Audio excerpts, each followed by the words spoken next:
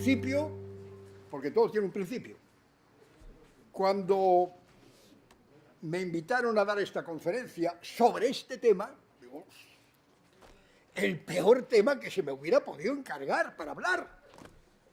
Bueno, y entonces yo lo que voy a intentar es lo siguiente. Sí. Lo que voy a intentar es lo siguiente. Primero, no aburrirles.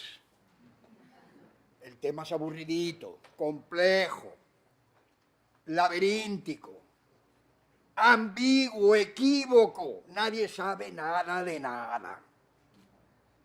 De Ucrania se puede saber mucho. Pero aquí estoy. Y entonces, lo único que quiero hacer, primero, ¿cuánto tiempo tengo para hablar? ¿40 minutos me dijeron? Vale, ¿cuánto es? 40, 45 minutos. Me dijeron que luego hay que tener un espacio para la polémica. Entonces, eso sí que voy a intentar hacerlo. El hecho de que ustedes estén aquí a estas horas de un sábado en esta ciudad con tantas tentaciones, realmente me llega al alma. Entonces, si lo consigo, me lo dicen, y eso se lo digo de verdad, me pongo un reto a mí mismo, y el reto es bastante alto. No voy a repetir todo lo que el mundo dice.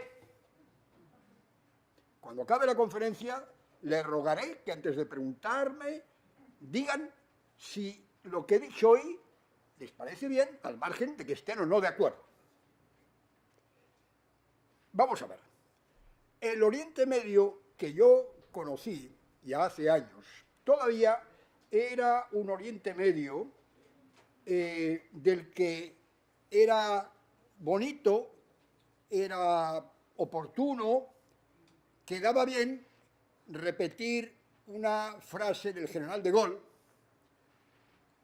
cuando estuvo en el mandato del Líbano antes de la independencia, por lo tanto, ese sería más o menos el año 40. Él estaba ahí como comandante, no sé qué, de la guarnición. Y entonces dijo una frase que me va muy bien en muchas ocasiones y ahora me va muy bien para empezar. Porque lo que quiero que vean es que desde la frase esta que digo ahora a lo que no sé muy bien qué van a decir ustedes cuando acabe la conferencia, hay un abismo. Y la frase era simplemente, je m'en vais en Orient compliqué avec des idées simples. Me voy al Oriente Medio complicado con ideas simples. ¿Ustedes creen que hoy se puede hablar así? No. Y en principio, ¿por qué no?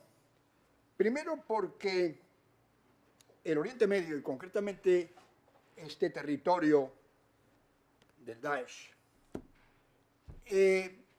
es un territorio sobre todo muy conocido por los arqueólogos. Hay yacimientos arqueológicos de gran valor. El raíz, a mí me gusta siempre la palabra raíz. Raíz quiere decir cabeza, presidente.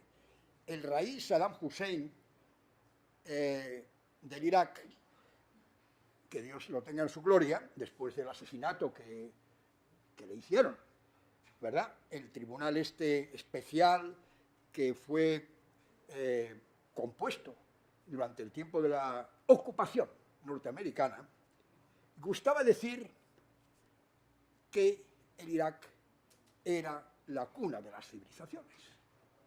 Y es verdad.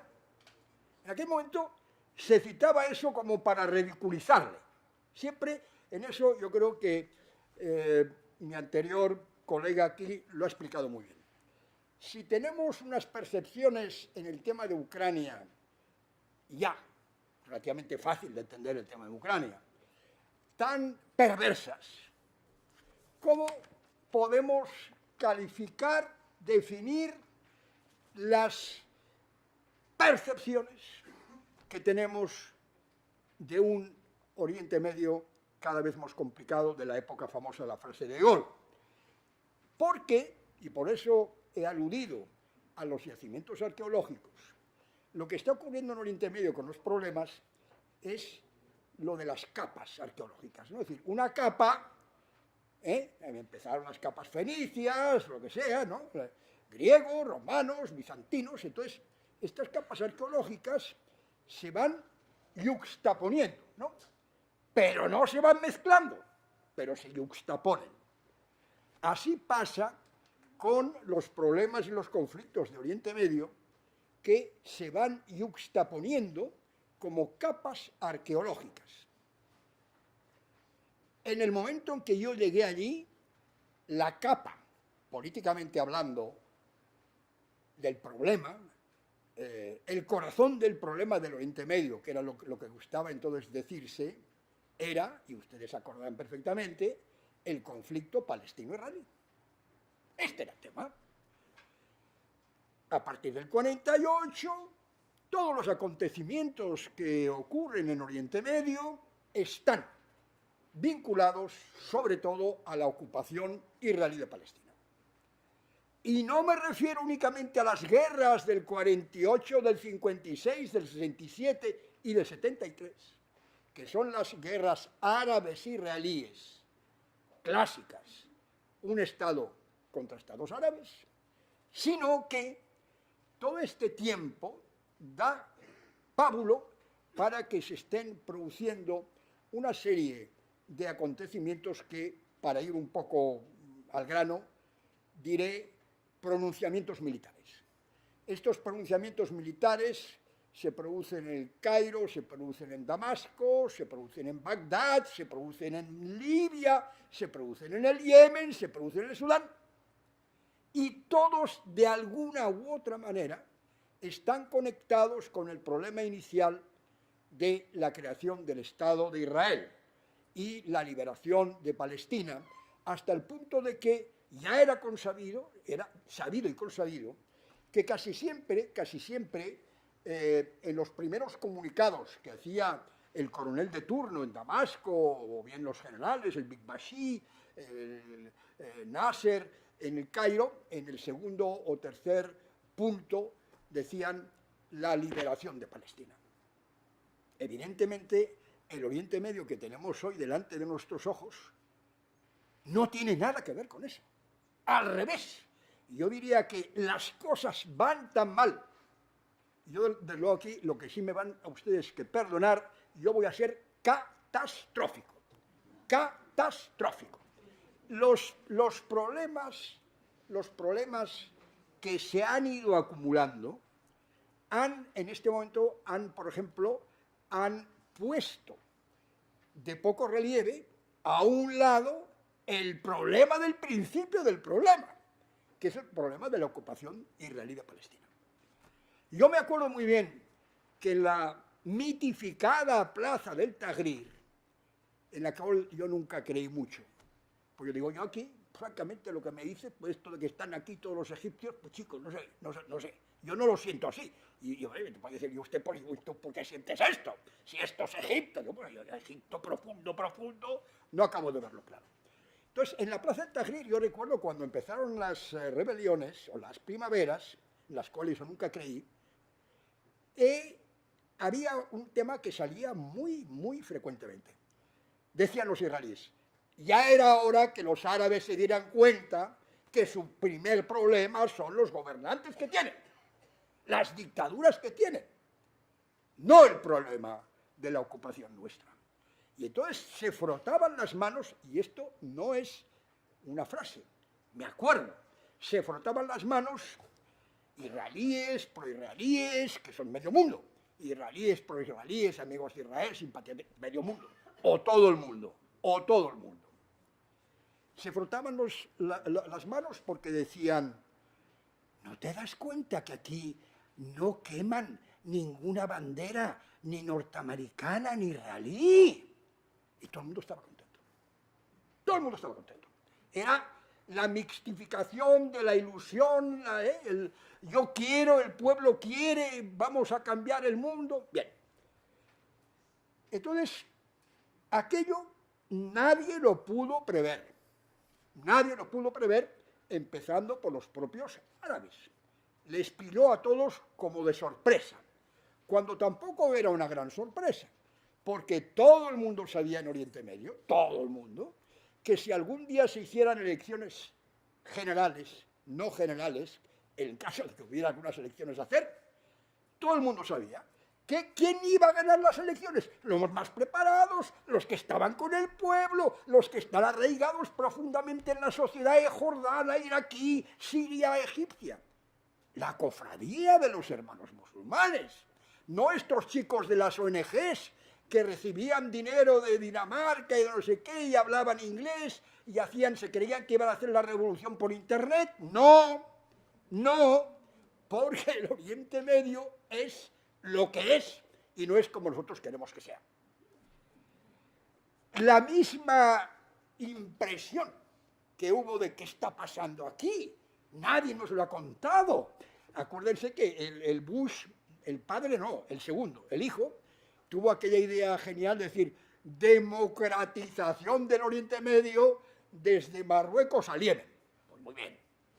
Entonces, este mismo enorme defecto, por llamarlo de algún modo, de interpretación, de análisis, de algo tan importante como ocurrió en los países árabes durante las mal llamadas primaveras árabes, cuando llega el tema glorioso, digo yo, el tema espantoso, digo yo, el tema brutal, digo yo, pero también el tema necesario, cuidado, pero también el tema necesario, de la aparición de este monstruo. Hay caricaturas fabulosas del Estado Islámico, yo no sé si los han visto, en que se ven un cuerpo con muchas cabezas, todo negro, una cosa terrible. Tampoco nadie lo había previsto. ¿Pero cómo es posible? Esto sí que se podía prever. Se podía prever, y porque se sabía, que en Egipto las cosas son muy claras. El tema de mi conferencia de hoy es complejo y así tengo que quedarme con la complejidad. El tema de Egipto en 5 minutos se explica. En Egipto hay una sociedad con una identidad egipcia perfectamente sólida, constituida desde hace siglos, con una pequeña comunidad copta que sufre o no sufre, pero nadie pone en entredicho si son fenicios, son egipcios. Este no es el caso ni del Líbano, este no es el caso de Siria, este no es el caso del Irak. ¿Dónde está la diferencia entre los dos problemas? Que en lo que se llama el Levante, que por cierto a mí me ocurre una cosa muy curiosa, como ustedes saben, los periódicos en Cataluña, en Barcelona, tienen ahora una edición en castellano y otra en catalán. Entonces, cuando yo a veces en mis crónicas hablo del Levante, el Levante es Líbano, Palestina, Jordania no, Siria, ¿no? Esta parte, Le Croissant Fertile, que decían los franceses, la parte del Levante. Entonces, no se pueden imaginar, la palabra que sale en mis crónicas editadas en catalán por estas máquinas ya que automáticamente hacen la traducción y a veces, claro, lo tienen que corregir. Sale Valencia. ¡Valencia! ¡Valencia! Claro, algún amigo me dice, oye, Tomás, pero tú estás en Valencia. No, pues Levante aquí es Valencia. Bien, en el caso de Egipto, queridos amigos y amigas, la situación era muy clara. No se quiso ver, era muy clara. Una fuerza de toda la vida, que es la cofradía de los hermanos musulmanes, que están enormemente arraigados en el Egipto profundo, de toda la vida, o por lo menos 70 años, estamos hablando de una historia contemporánea. Y otra fuerza de toda la vida, que está desde el año 1952 en Egipto, que ha fundado la República, que ha militarizado Egipto, que le ha dado a Egipto una figura como Nasser y le ha nacionalizado el canal de Suez y ha sido el patrón en un momento determinado del tercer, ¿cómo se llama? Los no alineados, que es el ejército. Y se acabó. Y entonces todos estos chicos y chicas del extranjero sobre todo, ahí viendo que habría un milagro en la plaza del Tahrir, ahí por arte de Girly Roque, que aparecería un tercer grupo, pues eso, lo que nos gusta, los que no se persignan, los que no van a la mezquita, que son laicos, que son liberales, que son democráticos y que son lo que tienen que ser. Pues señor mío, esto no es así. Esto no es así. Y en cambio, el problema sí que es muy, muy complejo en los países donde en este momento el Daesh está funcionando, está ganando terreno. Aquí, evidentemente, no voy a referirme ni por un momento ni a coberturas, ni a informaciones periodísticas sobre esto, porque esto es otro escándalo y no quiero ahora yo meterme en este escándalo. Ya tengo bastante con lo que tengo que intentar explicar. Bueno, entonces, yo voy a explicarles sobre la conducta o la personalidad o el por qué existe el Daesh, el Estado Islámico, y voy a intentar darles, quizá, si en esto he sido un poco útil, se lo agradeceré. Vamos a hablar primero de lo que se llama la Jahilía. Jahilía. La Jahilía es una cosa muy importante que hay en el Islam, que es un poco la idea de que antes del Islam lo que había ocurrido era simplemente cosa, más que de bárbaros, de una civilización que, desde un punto de vista del Islam, no le dan importancia y, al revés, consideran que es una civilización pagana, o sin Dios, o politeísta. Y entonces el tema de la Jahilía lo quiero explicar bien porque es muy importante para entender, por ejemplo, el por qué los terroristas del Daesh se ensañan con Palmira o se ensañan con los grandes monumentos del Irak, en Nínive, por ejemplo, ¿no? Y la justificación es una justificación que es la que ellos creen. Ellos creen esta teoría del Islam, que luego se moderniza en el siglo XX, parte de la base de que a partir del Islam es cuando empieza la verdadera historia, la verdadera civilización, y entonces esta anterior época, que evidentemente coincide sobre todo con la época, pues yo qué sé, antes hablábamos de las civilizaciones, por ejemplo, en Mesopotamia, pues serían los acadios, los sumerios, pues, todo, los cristianos, bueno, todo esto no vale, porque esta es la parte de civilización que a ellos les parece que no tiene ningún sentido que se respete ni continúe. Y este es el principio con el cual ellos, de la manera más fría y sin ningún brisement de cœur, como dirían los franceses, están absolutamente convencidos de que tienen que destrozar, acabar con todo lo que sea vestigios de estas civilizaciones, porque esto es la época que, desde su punto de vista, como les digo, la Jahilía es una época que no hay que considerar, es una época al revés, peligrosa. Les ponen los puntos los pelos de punta, quiero decir, al ver que hay estatuas de dioses, es decir, el politeísmo, por lo tanto, sería mantener el politeísmo todavía en el mundo musulmán que en este momento existe, y por lo tanto el empecinamiento que tienen de destruir, sino todo lo que ellos creen conveniente, pues está totalmente justificado a través de la teoría de la Jahilía. Primer punto. Segundo punto. ¿Alguien les ha hablado a ustedes? Ahora sí que quiero, de verdad, aquello que se dice en los públicos, por favor, de verdad, es decir, ¿alguien les ha hablado a ustedes o han oído hablar alguna vez de la política económica del Estado Islámico? Bien, pues yo les voy a decir dos palabras. Primero,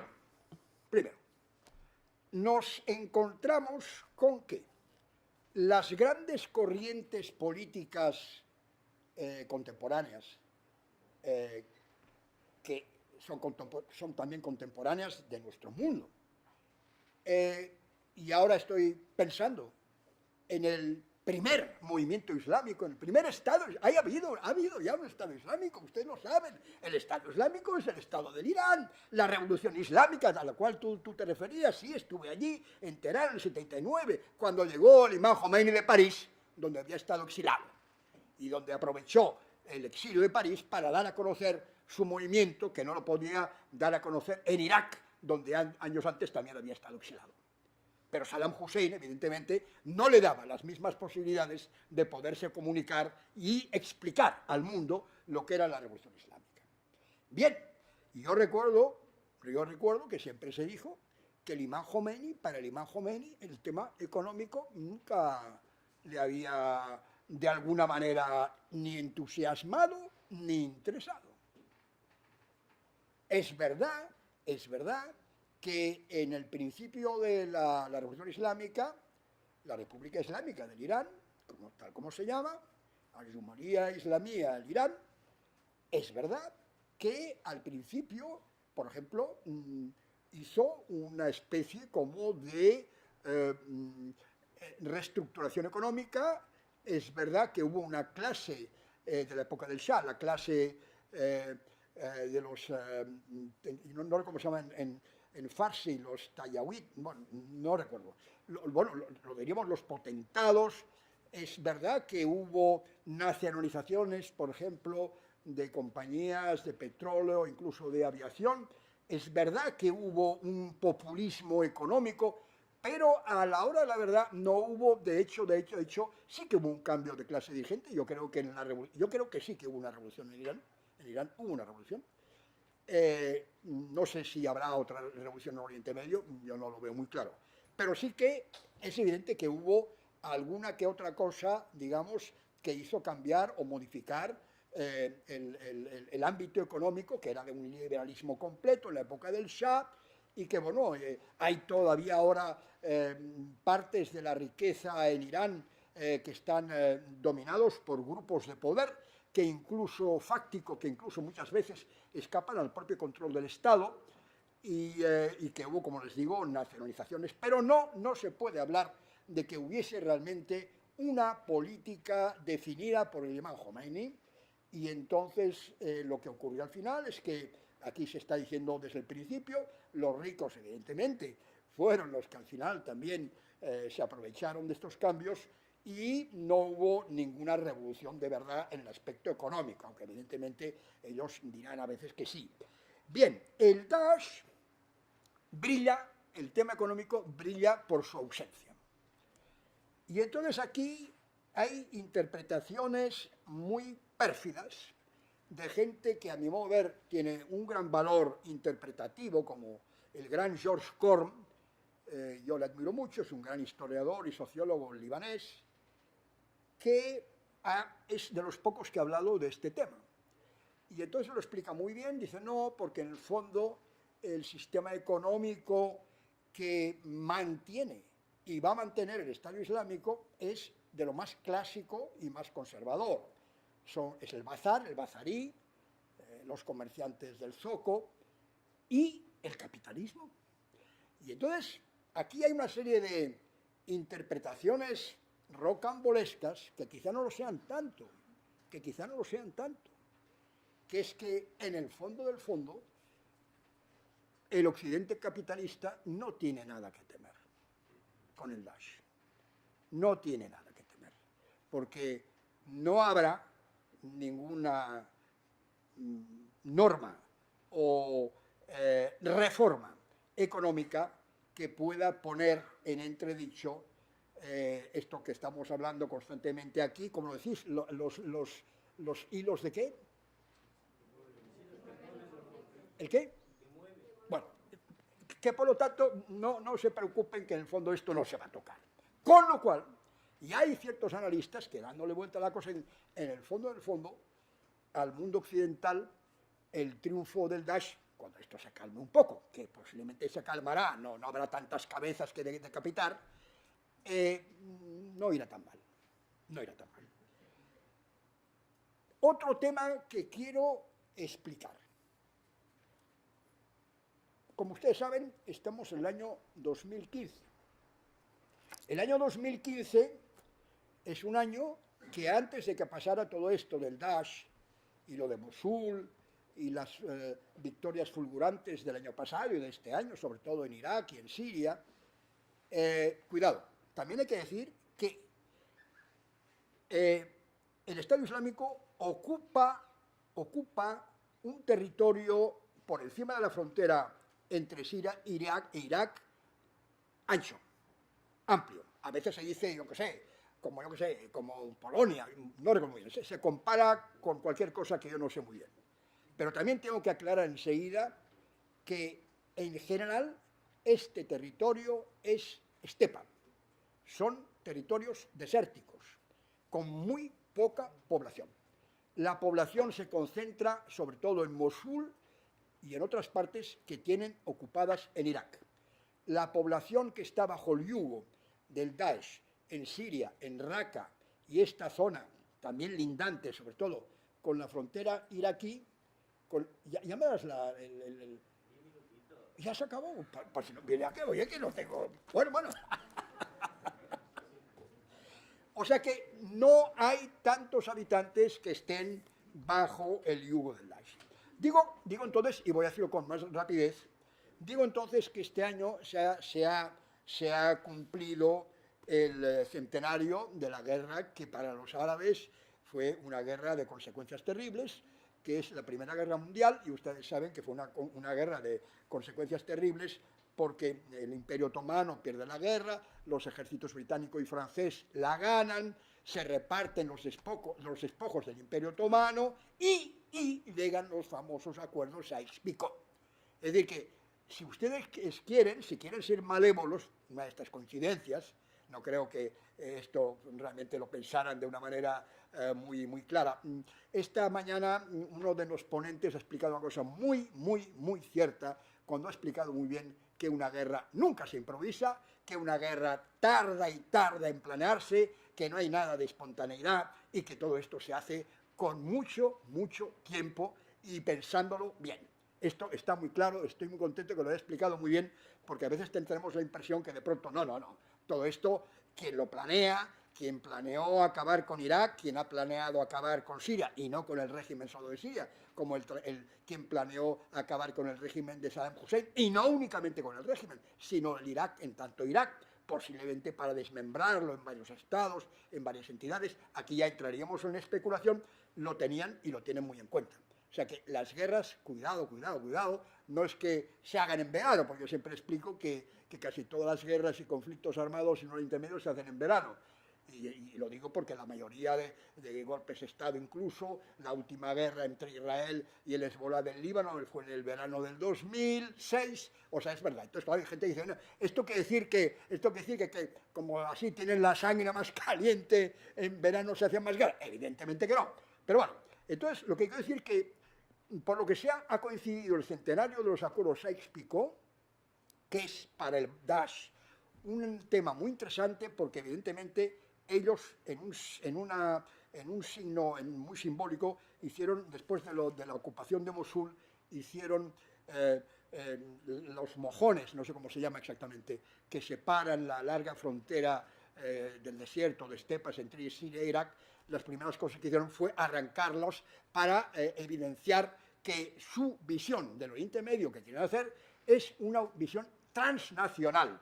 Parten de la base de que Siria, Irak, el Líbano, etcétera, son países, estados, no únicamente que han fracasado en tantos estados, sino que su propia razón de ser es una razón en la cual no están de acuerdo. Ellos creen en la Umma, ellos creen en la comunidad de los musulmanes que está por encima de las divisiones entre los actuales países, sobre todo del Levante, no de Valencia, sino del Levante. Y entonces, esto es también otro aspecto muy importante del Daesh. Ya de pasada, sí que diré, esto ya es mucho más tratado, sí que diré que hay diferencias importantes entre el yihadismo del Daesh y el yihadismo de Al-Qaeda. Uno de ellos es precisamente la obsesión y la realización de una base territorial donde pueda construirse un embrión. Luego, evidentemente, una cosa que no tenía Al-Qaeda, una capacidad de movilización de la opinión pública por una cosa o por otra, a través de todo un sistema perfectamente estudiado, incluyendo evidentemente la barbarie, las decapitaciones, y todo esto está perfectamente también hecho para, por una parte, escandalizar, por otra parte, dar miedo a la gente, y por otra parte, para crearse una serie de gente que con eso quizá crean que realmente en un mundo tan enormemente en crisis, en conflicto, como el mundo que estamos viviendo, no únicamente en Oriente Medio, los Estados-nación han sucumbido, los intentos democratizadores han sucumbido para mucho tiempo, ya sé que en esto no estamos de acuerdo, porque han dado al revés paso a movimientos de extrema reacción que nunca podíamos imaginar. Por eso también el problema es que nuestros ilustres dirigentes de aquí y de allí habían hecho el cálculo que era mejor una dictadura religiosa, porque sabían perfectamente que a la larga sería la cofradía musulmana o bien otros parecidos, nunca habían todavía pensado en que cayera en manos de estos bárbaros. Y en cambio ellos apostaron, y no, pues mira, una dictadura de la cofradía de los hermanos musulmanes, pues vete a saber, como hay mucha gente con ellos y están tan corrompidos los regímenes anteriores, pues mira qué bien. Y en cambio yo siempre he creído que una dictadura militar, tal como se daba evidentemente, o se da en Oriente Medio, en los países árabes, era para el ciudadano, era en el fondo mucho más... menos horrible de lo que era una dictadura religiosa, y le explicaré en una palabra por qué. Porque, claro, la gran diferencia es que la dictadura religiosa tiene una política de educación, les interesa mucho la educación, quieren crear un mundo, una cultura, una civilización. Hace un momento les he hablado del tema de destruir los vestigios de las civilizaciones anteriores, porque están convencidos, evidentemente, de que esto es importante en su programa de acción. Y como veo que antes de que hagas otra señal me tengo que apañar y tengo que acabar de decir lo mínimo que quiero decir, voy a decir, y con eso yo no me doy por acabado, pero bueno. Y aquí viene, si ustedes quieren, el último tema que me parece de una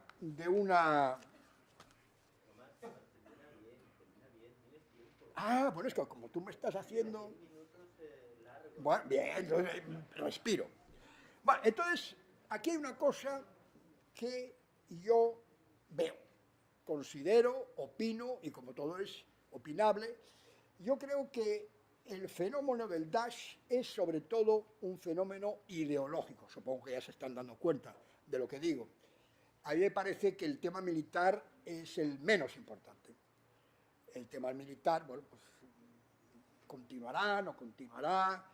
Tampoco está tan claro que, a pesar de la enorme, de la terrible situación en que se encuentra Irak, tampoco está tan claro que el Estado del Irak desaparezca completamente de un día a otro. No está de ninguna manera claro lo que va a pasar tampoco con Siria. El régimen continúa y va a continuar, esto está claro, sí. Que se divida Siria en una zona alauita, en una zona kurda, tampoco está muy claro. Pero bueno, en cambio lo que está claro es que el éxito que tienen se debe, a mi modo de ver, a dos situaciones que no son únicamente militares, de debilidad militar. Se debe a la crisis profunda que están viviendo los pueblos árabes de antes de las primaveras, después de las primaveras, el fracaso de los Estados-nación. Si han fracasado en Europa, ¿cómo no van a fracasar? ¿Cómo no van a fracasar en el Oriente Medio hecho por los europeos hace 100 años? Si aquí los Estados-nación están fracasando, pues ¿cómo no van a fracasar unos estados tan mal constituidos hace tan poco tiempo? El tema, evidentemente, de las corrupciones terribles que han tenido sobre todo estos regímenes militares, que siempre buscaban su justificación con la última idea, que era la liberación de Palestina. Gracias a esta idea de liberar Palestina, justificaban los golpes de Estado militares. Y en esto, en Israel siempre lo han dicho. Evidentemente, el problema de la ocupación israelí de Palestina les ha permitido a muchas dictaduras, la siria, la iraquí, la sudanesa, la egipcia, les han permitido a muchas dictaduras continuar y justificar su presencia. Pero hay otro tema, y es que esto nos ha cogido a nosotros no únicamente desprevenidos, sino muy mal. Nos ha cogido en plena decadencia de Occidente. hablar de la decadencia de Occidente parecería aquí ahora un poco superfluo. Estamos hablando de la decadencia de Occidente desde la famosa obra de Spengler, ¿no? La decadencia de Occidente, hacía 70, 80 años. Ortega y Gasset, no acabó, Ortega y Gasset, el gran filósofo español, habló muchísimo también del tema de la decadencia de Occidente. Bueno, ahora ya no se habla filosóficamente tanto, quizás del tema de la decadencia de Occidente, sino que lo vivimos cada día en nuestra carne. Y no me refiero únicamente a cosas que en este momento pueden ocurrir aquí o allí, sino que me refiero realmente al fondo de la cuestión. Es decir, el Daesh se aprovecha de nuestra debilidad. El Daesh se aprovecha de que cuando se habla, por ejemplo, en Francia, ¿no?, después de los atentados que tuvieron, los valores republicanos, la gente sabe que nadie es capaz en este momento, y esta es nuestra miseria de occidentales, nadie es capaz de salir a la calle para defender su sistema, para defender su democracia, para defender sus valores. Y ellos lo saben. Y entonces aquí también se puede entender que, como en este momento tenemos en nuestra sociedad una enorme población marginal, insatisfecha, que le pueden a usted decir, pero oiga, ¿por qué yo voy a defender un sistema que a mí no me ha dado nada, que no me da trabajo, que no me da seguridad? Como, claro, a usted le va muy bien, usted tiene su trabajo, usted tiene su posición en la sociedad, su trabajito, o está en la casta, o lo que sea. Pero hay mucha gente que están totalmente, absolutamente desinteresados en defender un sistema que creen que no es el suyo porque no les ha dado a nadie. Entonces, a mi modo de ver, el peligro del Daesh en este momento es que su aparición se produce en este tiempo de gran desánimo de Occidente. Y entonces quiero hablarles de un tema. ¿Tengo todavía cuánto? 5. Pues bueno, acabaremos. Quiero hablarles y hacer propaganda de una novela que a todo el mundo recomendaría, la gran novela Sumisión, de Michel Houellebecq. Ustedes saben que este libro provocó grandes polémicas en Francia porque se publicó antes de los atentados del Charlie Hebdo. ¿Y por qué hablo de este libro? Porque en este libro, que se llama Sumisión, en este libro se plantea, ideológicamente hablando, me parece, una situación que nos toca a todos. El libro, no sé si ustedes saben de qué va. El libro va de que, en un momento determinado, en unas elecciones en Francia, gana el partido musulmán, que está aliado con otros, entonces viene un momento en que el nuevo gobierno musulmán, que está aliado con los socialistas, pero que no pintan nada en el nuevo gobierno, les dice a sus compañeros de gobierno, no, la economía, pues, hablemos de la economía, en la economía, pues tú haces y tal. Entonces, hay un momento que dice, no, esto es para mí. El Ministerio de Cultura, el Ministerio de Enseñanza, es para mí. Entonces, una de las consecuencias, que es un poco la historia de Sumisión, es que islamizan la Universidad de la Sorbonne. La islamizan con el dinero de Qatar, con el dinero de Arabia Saudita. Bueno, y entonces, claro, hay una serie de profesores que dicen, yo no me voy a quedar en esta situación, ¿cómo voy a hacer yo? Yo soy de la Ville de Limiers, de todo, ¿cómo voy yo a soportar esta sumisión?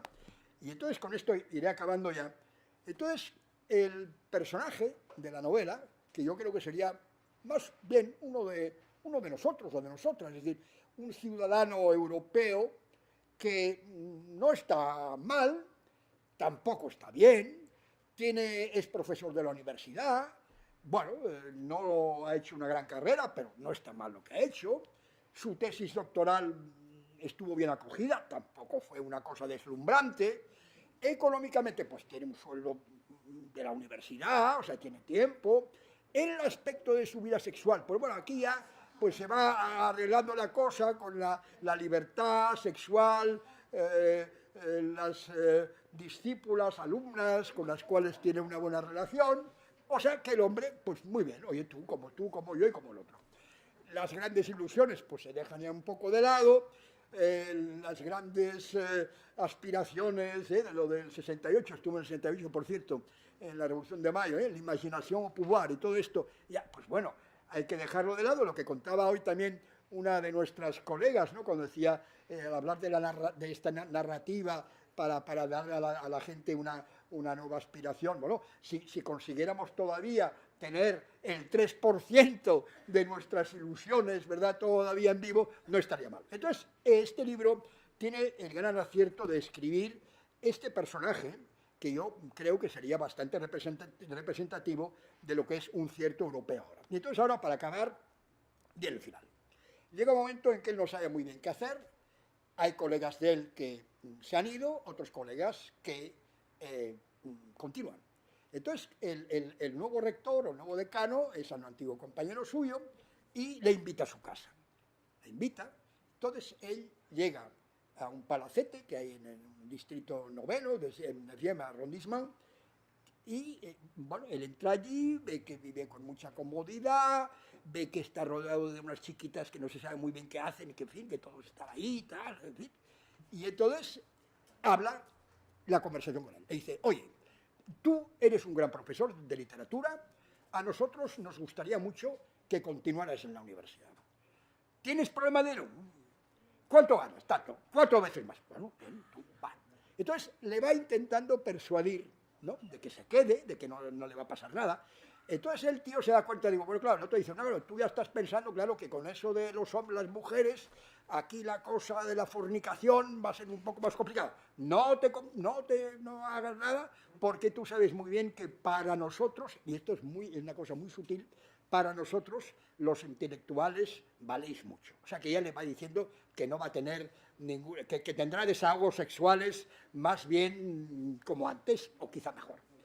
Y entonces queda el tema profundo y le dice, mira, nuestros enemigos no son los cristianos. Los cristianos son como nosotros. El Daesh cree como tú. Este no es cristiano, este es ateo, pero bueno. Porque sois todos del libro. Sois pueblos del libro. Fíjese lo que dice. Tarde o temprano os daréis cuenta que mejor venir con nosotros, porque ya vuestra religión no conmueve a nadie. ¿Quién va por las iglesias? Pues esto, los latinoamericanos, tal. Esto ya es como un mundo que poco a poco se va desvaneciendo. Y en fin, y viendo un poco la soledad en que estamos aquí, pues ustedes dirán.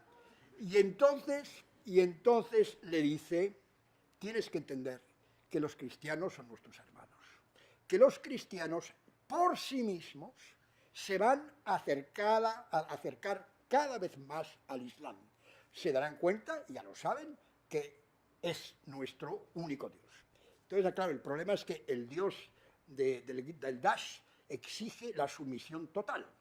Y entonces acaba la historia y le dice, nuestros enemigos son los no creyentes, los ateos. Yo creo que esto es es una finísima, y a mi modo de ver, profundísima observación de lo que nos está ocurriendo en nuestra sociedad.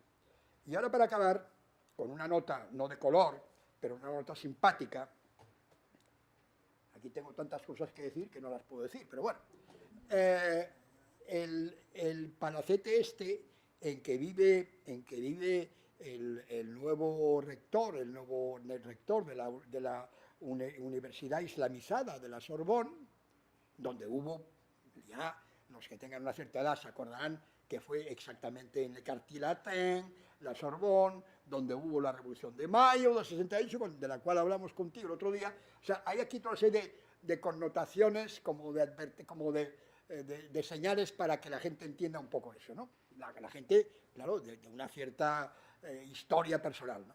Y entonces resulta que la casa en donde está viviendo y donde le acoge con tanta generosidad, con estas chicas que dan la vuelta por allí, que son tan simpáticas, y el que le aumenta el sueldo, que le da toda la cantidad de seguridades para que no se preocupe ni de su vida profesional, ni de su vida económica, ni de su vida sexual, porque todo lo hará como él quiera.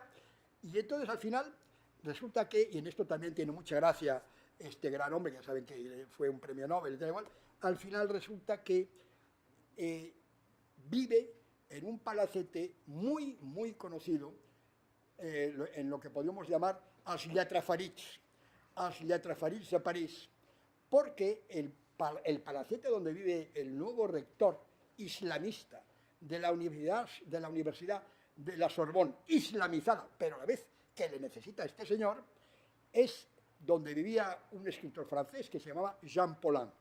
En general, ustedes ahora no van a emocionarse. Jean Paulhan era un escritor que se dio a conocer sobre todo porque era el secretario general de la Nouvelle Revue Française, donde salían en los años 40, 30 las grandes obras de Gallimard, las grandes obras literarias. Pero quizá ahora alguno de ustedes, sí que van a caer, es que es el autor del libro erótico que tuvo más éxito en Francia en los años 50 y 60 y en Europa, que se llama L'Histoire d'O. L'Histoire d'O.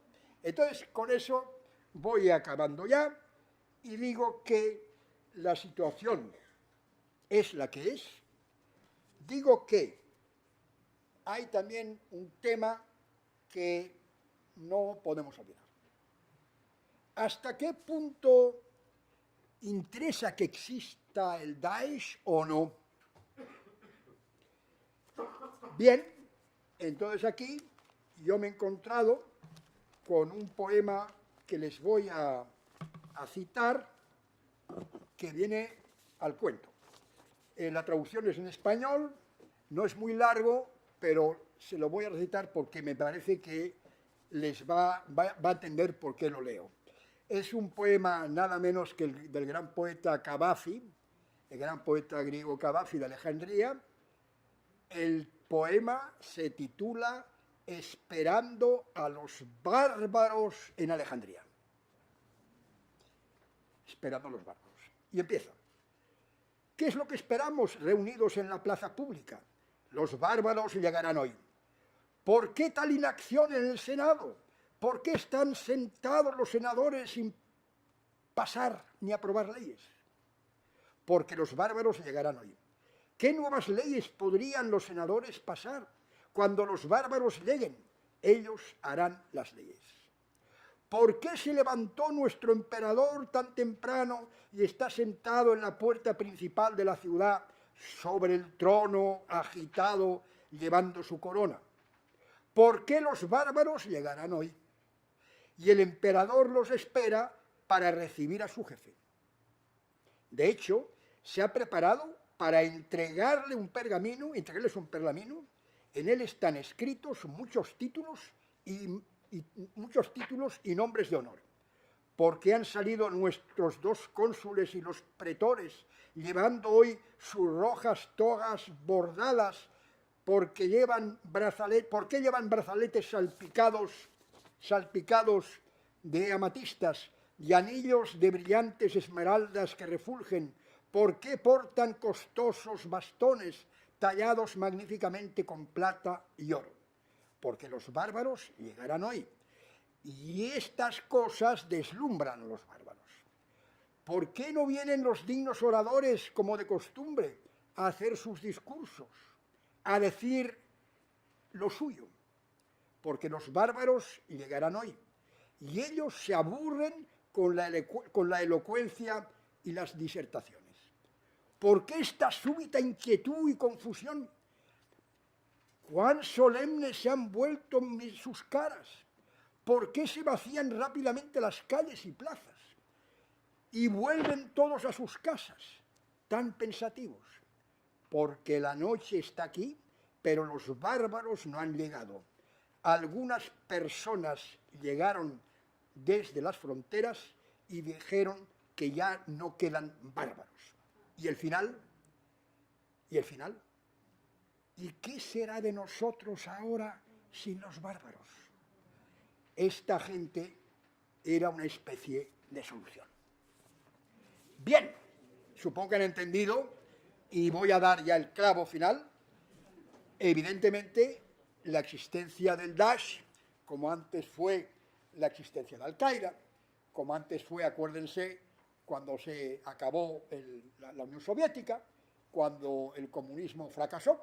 Entonces, evidentemente, en lo que se llama el mundo internacional, la división de los poderes, iba a decir el bipartidismo, ¿cómo se llama? Lo bipolar, es decir, está el mundo norteamericano, atlántico y el mundo ruso, aquello se venía abajo. Entonces surgió evidentemente la amenaza del Islam, surgió evidentemente la amenaza del Qaeda, que se explotó bastante bien, con todas las repercusiones, como ustedes saben, primero las dictaduras árabes lo utilizaron muy bien para restringir un poco más las libertades públicas, nuestros queridos emperadores particulares y no tan particulares también para hacer más represiones, para acabar con las libertades individuales y evidentemente también las grandes compañías de armamento, la famosa pentagonización de la sociedad norteamericana, frotándose las manos porque el consumo de armas ha aumentado. Evidentemente que el Daesh